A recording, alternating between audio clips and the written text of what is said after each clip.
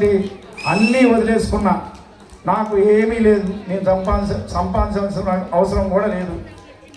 నాకు ఏమున్నదో ఒకటే ఏంటంటే ప్రజాసేవ చేద్దామనే ఉద్దేశం. ఒకసారి నేను కార్పొరేటర్గా చేయాలి అనే దాని మీద ఈసారి నేను ఉంటున్నా.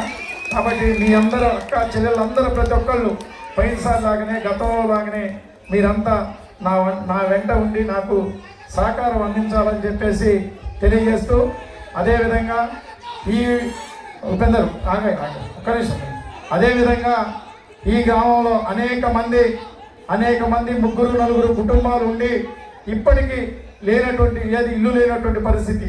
అదేవిధంగా గతంలో మన నాయకులు బొమ్మిశెట్టి గారు కానీ మనం సాధించినటువంటి ప్లాట్లు, ఇళ్ల స్థలాలు, ఇల్లు తప్ప ఇప్పటికీ ఎటువంటి రానటువంటి పరిస్థితి. కాబట్టి వీటన్నిటిపైన భవిష్యత్తులో మనకి అధికారం ఉన్నా లేకపోయినా వారి యొక్క ఏదైతే పేద ప్రజలలో వారి సమస్యల పట్ల, ఇల్లు లేని వాళ్ళకి ఇల్లు పట్ల, పెన్షన్ రాని వాళ్ళకి, వీటన్నిటి మీద అనేక పోరాటాలు చేయడానికి మనం అందరం కలిసికట్టుగా నడుద్దామని చెప్పేసి మీరు కూడా నాతో ఉంటారని చెప్పేసి తెలియజేస్తూ, ఇప్పుడు మన అతిథి జిల్లా సహాయ కార్యదర్శి కామ్రేడ్ జమ్మల జితేందర్ రెడ్డి గారిని మాట్లాడవలసిందిగా కోరుతా ఉన్నాం. అదేవిధంగా కాలం అతీతమైంది, ఏదైనా ఒక అర్ధ గంటలోనే ఇదంతా ముగించి మళ్ళా ప్రైజ్ డిస్పోజిషన్ ఉంది కాబట్టి అందరూ సహకరించవలసిందిగా కోరుతా ఉన్నాం. సభాధ్యక్షులు మల్లేష్ గారు, నాతోటి జిల్లా పార్టీ నాయకులు జానమయ్య గారు, వరద గారు, హనుమంతరావు గారు, గోమలగడ్డ గారు, ఇతర పెద్దలందరికీ నమస్కారం. మీ అందరికీ సంక్రాంతి శుభాకాంక్షలు తెలియజేస్తూ ఉన్నాను. దేశమంతా కూడా సంక్రాంతి పండుగని జరుపుకుంటూ ఉన్నాం. ఈ దేశంలో అత్యంత పెద్ద పండుగ సంక్రాంతి పండుగ ఉంటుంది.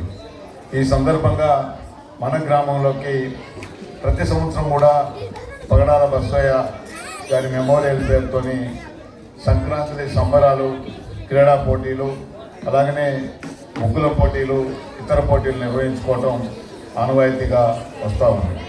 ఈ ఆనవాయితీలో భాగంగా భారతదేశమంతా కూడా భారత కమ్యూనిస్ట్ పార్టీ 100 సంవత్సరాలకు అడిగిన సందర్భంగా మనకమ్మ నగరంలో జనవరి 18వ తారీఖు నాడు కనుమ వెళ్ళిన తెల్లారే ఒక పెద్ద బహిరంగ సభ జరగబోతా ఉంది.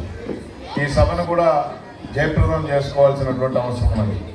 క్రీడలు మానసిక ఉల్లాసానికి, క్రీడాకారులలో ఐక్యతని తీసుకురావడం కోసం ఎంత కృషి చేస్తాయో, అలాగనే ఈ భారతదేశంలో పేద వర్గాలందరినీ ఐక్యం చేయడం కోసం, పేద వర్గాల యొక్క హక్కులని కాపాడటం కోసం, ఈ దేశానికి స్వాతంత్రం సాధించడం కోసం భారత కమ్యూనిస్ట్ పార్టీ 1925వ సంవత్సరం డిసెంబర్ 26వ తారీఖు నాడు కాన్పూర్ నగరంలో పుట్టినటువంటి పార్టీని ఆదిలోనే తుంచివేయడం కోసం బ్రిటిష్ వాళ్ళు అనేక రకాలైనటువంటి కుట్ర కేసులు బనాయించి పార్టీని నిషేధించారు.